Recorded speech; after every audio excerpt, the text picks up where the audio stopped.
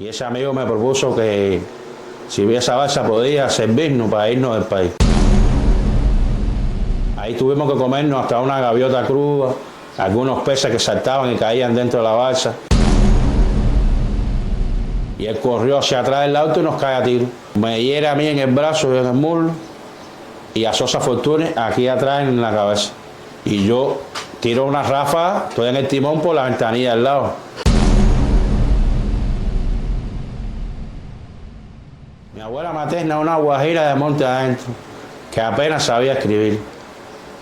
Y me escribe y me dijo: mi nieto querido, sonríe aunque el dolor te esté matando. Siempre desde la secundaria nos manifestábamos y no era cuestión de divisionismo ideológico, era cuestión de libertad y de derechos.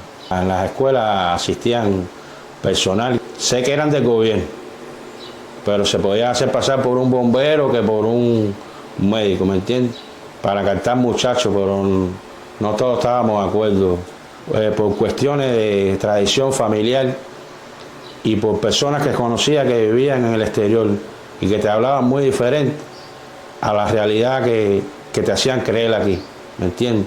Cosa que después, cuando me fui del país, que fui balsero, pude comprobar la libertad verdadera en los Estados Unidos, que me motivó y me cautivó tanto que ingresé en la fila de un partido para luchar por la libertad de Cuba. A mí y a mi hermano nos tenían como desafecto del sistema comunista, por las manifestaciones de la forma en que hablábamos. Inclusive éramos víctimas de citaciones frecuentes. Amenazaban con ponerlo una ley que existía, que era peligrosidad, porque no trabajábamos para el gobierno. Yo trabajaba con mi padrastro aquí atrás, un campo que había, sembraba frijoles, yuca, y vivía pescando y vivía de lo que yo me proporcionaba, ¿me entiendes? Varias veces había sido citado por el jefe del sector, Carlos Álvarez. Ya varias veces me había amenazado con meterme 2 años preso por peligrosidad porque yo no trabajaba para el gobierno. Y yo le decía que yo trabajaba, tenía una finquita, trabajaba, sembraba, pescaba, yo vivía, ¿me entiendes? Sobrevivía y alimentaba a mi hija, a mi familia, a mi esposo. Vivía, ¿me entiendes? Yo vivía en ese entonces en el barrio de Simpson. Pero que tengo un amigo que yo tenía una balsa que era para ir al río, para atarrayar. Y ese amigo me propuso que si esa balsa podía servirnos para irnos del país. Y eso fue de un día para otro. Le dije: ¿cómo no va a servir? Y ya nos dio esa idea y tomamos la balsa, y eso no lo planeamos mucho. Y a Dios gracias, un 16 de junio salimos de las costas cubanas a la carretera de Varadero, cerca de Carbonera, y nos recogieron el 24 en alta mar, un crucero, el Discovery One, y nos llevó hasta tierra de los Estados Unidos. Tuvimos 8 días a la deriva en el mar. Ahí tuvimos que comernos hasta una gaviota cruda, algunos peces que saltaban y caían dentro de la balsa. Pero lo más lindo de mi vida es haber conocido la realidad de los Estados Unidos. Eso me motivó mucho más las ideas políticas que hoy tengo en mi mente y en mi corazón, y que seguiré hasta el último aliento. Eso me motivó a ingresar en la fila de un partido, a recibir entrenamiento militar y a venir a pelear a Cuba. No he sabido más de esos compatriotas y dirigentes del partido, no han hecho ningún contacto conmigo. Quisiera, si alguna vez vieran mis palabras, quisiera hacer contacto con alguno de ellos, porque no he sabido más nunca de ellos. No sé si estaban vivos o muertos, eran personas mayores. Dios quiere y estén vivos. No tiene nada que ver que la desproporción que sea, ni las armas. Creo que una acción bien elaborada puede tener su fruto. Los que gobiernan ahora, que mantienen una tiranía por más de 60 años, lo intentaron muchas veces y al final lo lograron contra un ejército como el de Batista, que estaba mucho mejor armado que ellos. Y estoy seguro que aquí en Cuba muchas personas se sumarán a la lucha. No quiere decir de que todo sea necesario por medio de la guerra. Creo que un cambio democrático y significativo en Cuba puede nacer dentro de sus mismas filas, de alguien valiente que tome la iniciativa.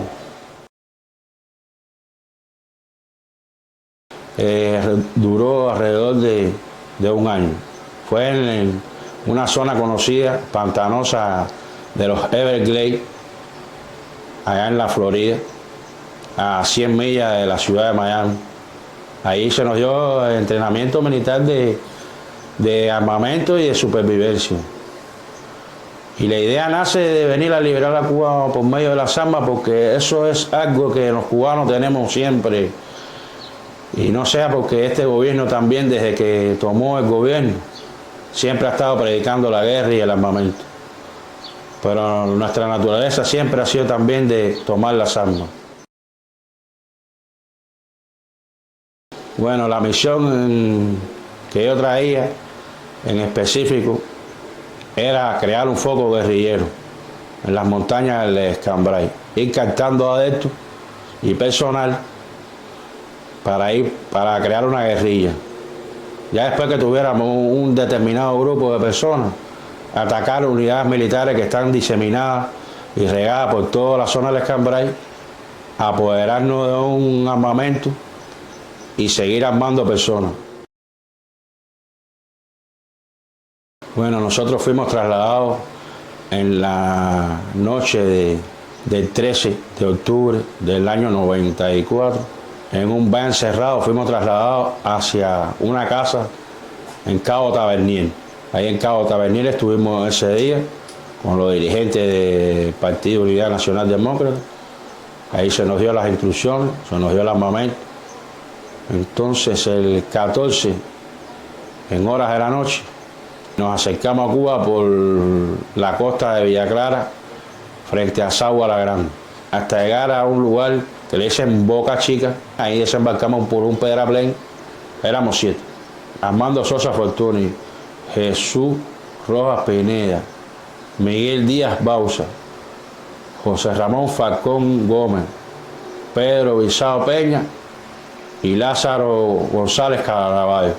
4 de los del equipo que viene conmigo se van delante, nos quedamos 3 atrás, yo, Armando Sosa Fortuny y Jesús Rojas Pineda.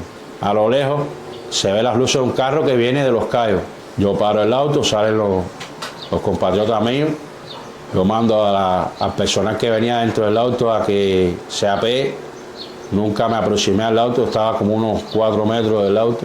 Veo que es más personal del que yo pensaba que había en el auto y manipulo el fusil. Es un AR-15 yo traía, pero que yo lo pruebo en alta mar y no me percato de que de poner el seguro para que no se fuera ningún disparo, lo que había puesto era el selector de ráfaga. Se produce una ráfaga, el hombre que va cruzando por frente al carro recibe de eso varias balas de esa ráfaga. El perito dijo que era una explosión craneal lo que había tenido. Eso fue lo que explicaron. Nunca supimos si el hombre estaba vivo o estaba muerto. Ocupamos el carro. Los otros integrantes, que eran otros 4 más, los mandé que se tiraran al agua. Les dije a sí mismo, tienes al agua, los mato todos. Que no era mi intención, sino era que se deshacernos de ellos, que se tiraran al agua y no hubiera otro tipo de evento como el que había acabado de ocurrir. Ya ahí Sosa Fortuny se monta al volante, pero no sabía conducir carro soviético, entonces yo me paso para adelante, doy marcha atrás porque el hombre está acostado en el suelo, no sabía si estaba vivo o estaba muerto, y me voy y nos vamos en carro. Ya cuando estamos en tierra hay un camión que está atravesado en la carretera, acto seguido que yo llego ahí, que me paro como 20 metros, sale un guardia vestido de militar y va a asomarse por la ventana al lado del conductor. Yo estoy en el timón y ya yo lo apunto con fusil y le digo, suelte el arma, pero que los que vienen atrás, Sosa Fortuny, como te había dicho, y Rojas Pineda, no se apean del auto a desarmarlo. Y él corrió hacia atrás del auto y nos cae a tiro. Me hiere a mí en el brazo y en el muslo y a Sosa Fortuny aquí atrás en la cabeza. Y yo tiro una ráfaga, estoy en el timón por la ventanilla al lado. Acto seguido que se produce ese intercambio de disparos, llega un camión con los guardafronteras y ahí fuimos detenidos ahí. Al otro día nos llevaron al hospital y me operaron a mí en el brazo y a Sosa Fortuny. Y ese mismo día en la noche nos llevaron a Villa Marista, que era la seguridad del Estado Nacional. Ahí nos tuvieron alrededor de 1 año y 1 mes. Y después nos repartieron por varias prisiones. Yo vine a ver a mis demás compatriotas luego de 1 año y medio. Fue en abril del 96 en Villa Clara, donde nos celebraron el juicio. A Lázaro González Caraballo y a Pedro Izao Peña lo condenaron a 15 años. A Rojas Pineda, 20 años. A Falcón Gómez, 25 años. Sosa Fortuny y Díaz Bausa a 30 años. Y a mí me condenaron a muerte, tuve 16 años con la pena de muerte. Los interrogatorios eran diarios y en horas de la madrugada. Cuartos cerrados herméticamente con el aire acondicionado en su máxima potencia. Las luces de iluminación demasiadas. No apagaban las luces ni de día ni de noche. Era un proceso de desgaste. A mí me llevaron de ahí, después de la condena, directo para el Camagüey, la prisión especial de máxima severidad, el régimen especial del país, Kilo 8. Pero yo en realidad estuve 21 años en Camagüey. De esos 21, 17 años en una celda. No fue ningún arranque emotivo, no sentí nada, porque es que desde que yo estaba en el proceso de investigación en Villamarista, en la ciudad del Estado allá en La Habana, siempre me estaban diciendo que a mí era la pena de muerte. O sea que ya cuando lo dijeron en el juicio no me cogió por sorpresa. Me pusieron en el área de mayor severidad, que son celdas de 1,80 de ancho y 3 metros de largo. Eso te lo puedo comparar como, no sé si te digo, entre nosotros los mortales, que te pueda relatar el infierno.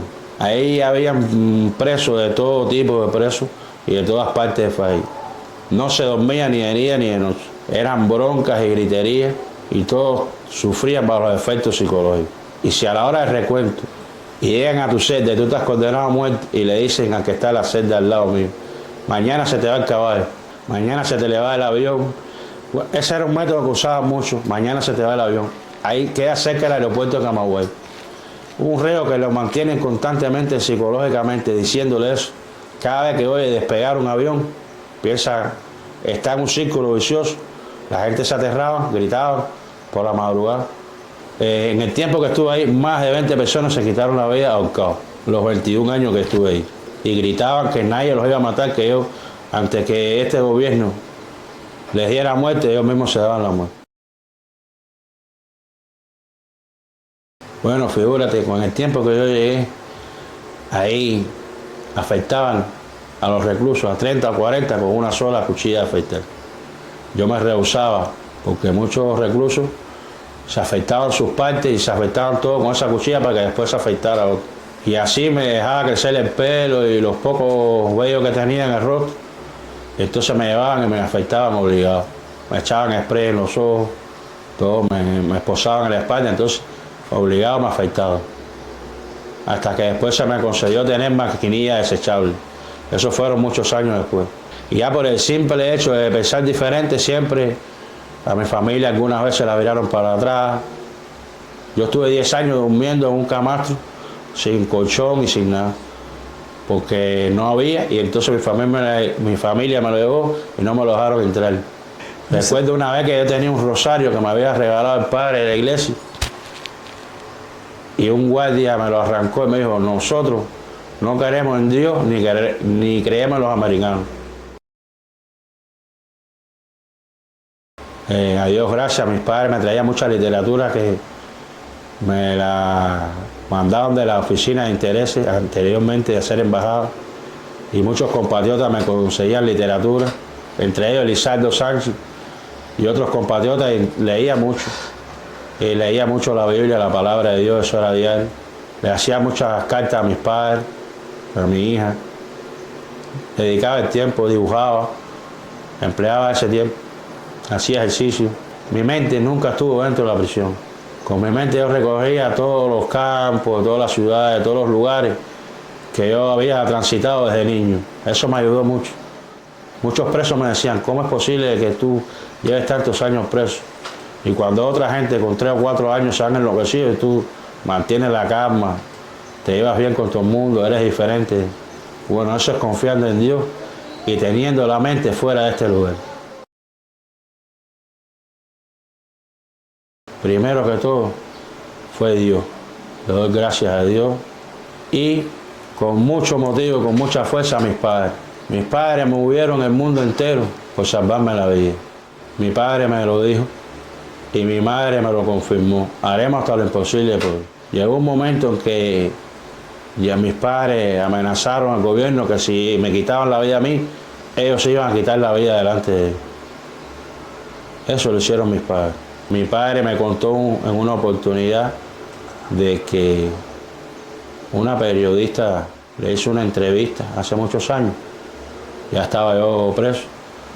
Y le preguntó, Humberto, y después de todo lo que le han hecho a ti, a tu familia, ¿tú no tienes miedo que te hagan algo en un momento, te desaparezca? Y mi padre me dijo, yo tengo miedo como lo tiene cualquier ser humano. Eso es cierto. Pero el amor que yo le tengo a mi hijo es mucho más grande que el miedo que me puedan hacer sentir mis enemigos. Ese fue mi padre. La última vez que lo vi en vida, que me lo llevó mi madre, me lo llevó aquí a la prisión de Ahuica, aquí en Matanzas. Mi padre llegó un momento en que se me queda mirando. Mi padre ya con 72 años. Y me dice, mijo, no te preocupes, que donde quiera que tú estés, ahí vamos a estar nosotros. Mi padre se quejaba hacía 2 años de que alguien en una guagua lo había pinchado por la espalda, a mitad de la columna, cerca de la zona sacrolumbar. Mi padre, que nunca estuvo enfermo, como yo nunca estuve enfermo tampoco en 28 años en la prisión, y a Dios gracias tampoco lo estoy ahora, de pronto se quedó inválido de la cintura para abajo, a los 2 años de haberlo pinchado.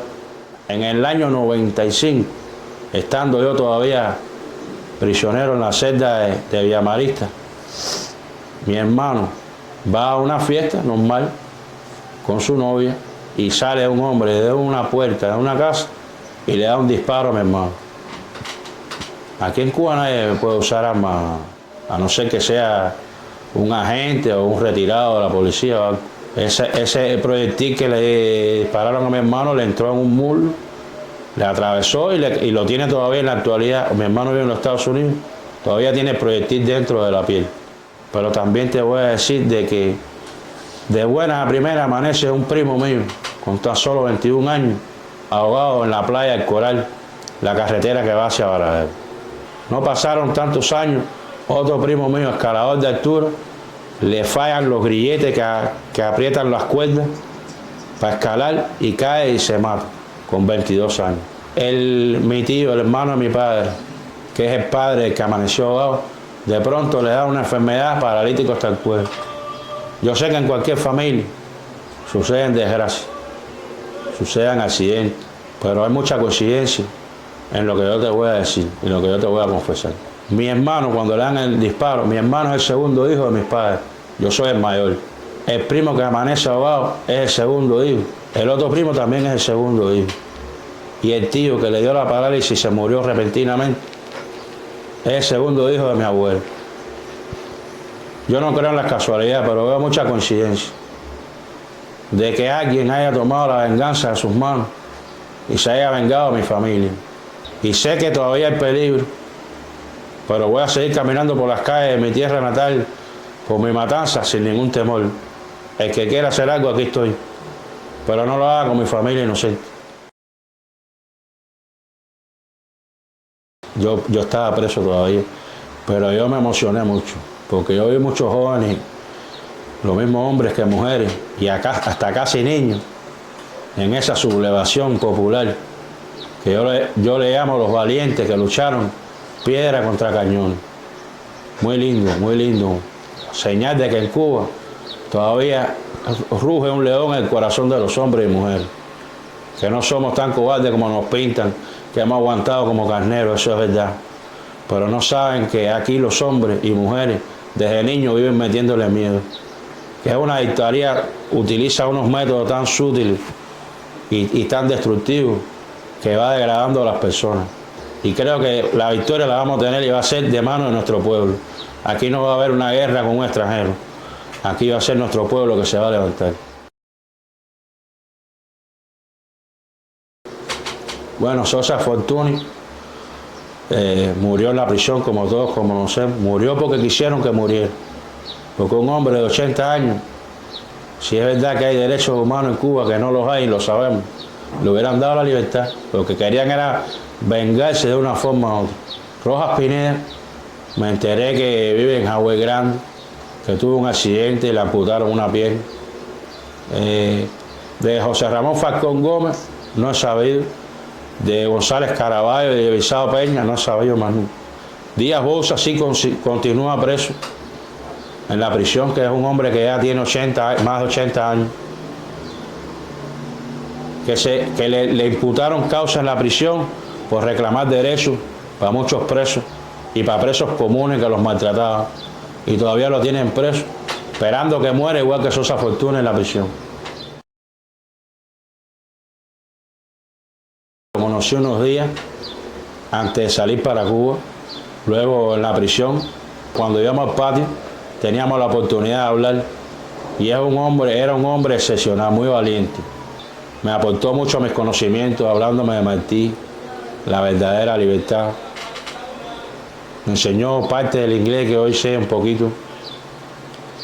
Un hombre muy valiente, dedicado, que había entrado en varias oportunidades, que la venganza contra él y de quererlo ver morir en prisión fue por las veces que se le escapó aquí a este gobierno cuando entró en infiltración a Cuba. Él había cumplido otras misiones mucho antes. Yo estaba aquí en Cuba todavía, era un muchacho.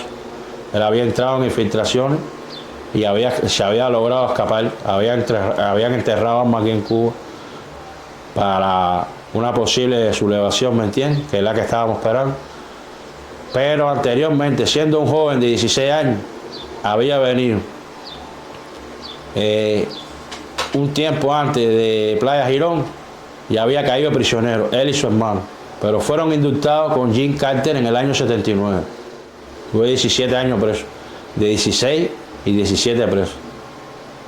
De ahí emigró a los Estados Unidos, vivió en Estados Unidos. Vino en las otras oportunidades que te acabo de encontrar, en las otras infiltraciones, a enterrar armamento, hasta que desembarcó en Cuba en el 94, el 15 de octubre, en el equipo de nosotros.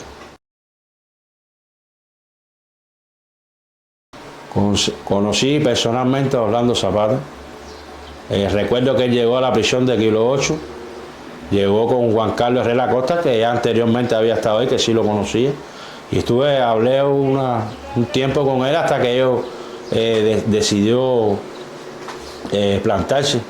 Y él llevaba ya como 15 días plantado y me recuerdo que estaba acostado en el piso desnudo y que hablé con él y me respondió sin voltearse.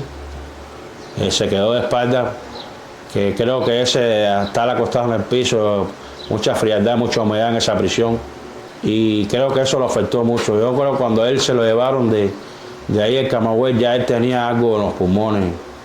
Creo que si lo hubiera socorrido a tiempo, el hombre estuviera vivo y estuviera disfrutando de la libertad, ¿cómo no? Esa fue la opción que yo tomé, las armas.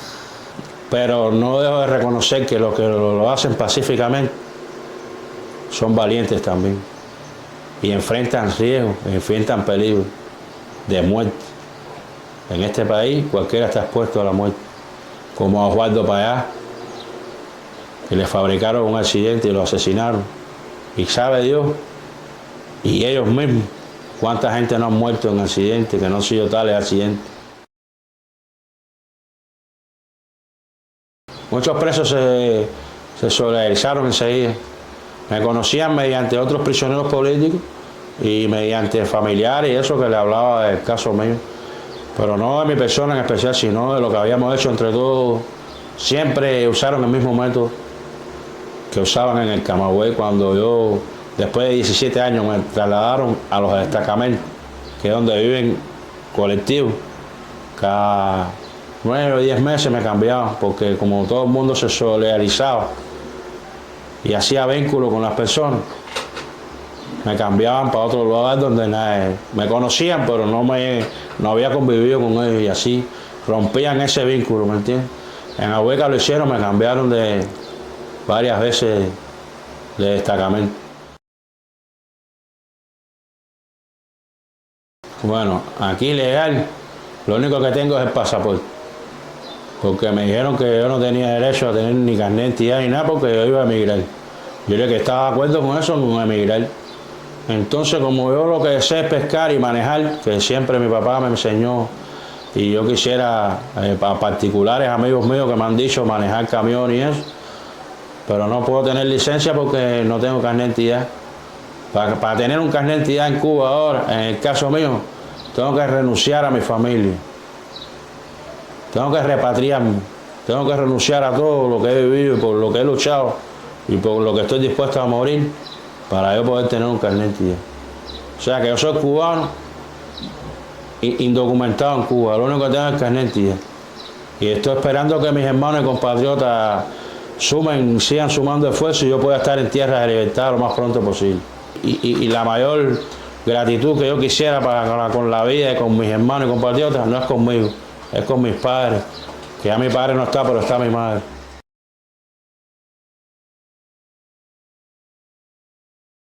Bueno, el mensaje siempre será un mensaje de comprensión. La juventud es la juventud, son los hombres y mujeres del futuro. Creo que el hecho que los tiempos cambien, como cambian las modas, no quiere decir de que nos habituemos y nos adaptemos a este proceso que ha venido a formar parte, como todos conocemos, de una esclavitud moderna. Creo que la juventud siempre conserva ese espíritu de hidalguía y de bravura. Ya lo vemos los jóvenes del 11 que se rebelaron y tomaron las calles como un acto de valentía, que han tratado de tergiversarlo, pero no es cierto. Eso fue un acto de rebeldía nacional. El mensaje para la juventud es que siga así, que no solo ponga sus metas en las modas, que piense un poco más en la libertad y que luche para alcanzarla. Aquí los viejos, nosotros los veteranos, siempre vamos a estar dispuestos para apoyarlo. Recibe las noticias en tu celular. En WhatsApp, envía la palabra Cuba al número 5255-4503-8331.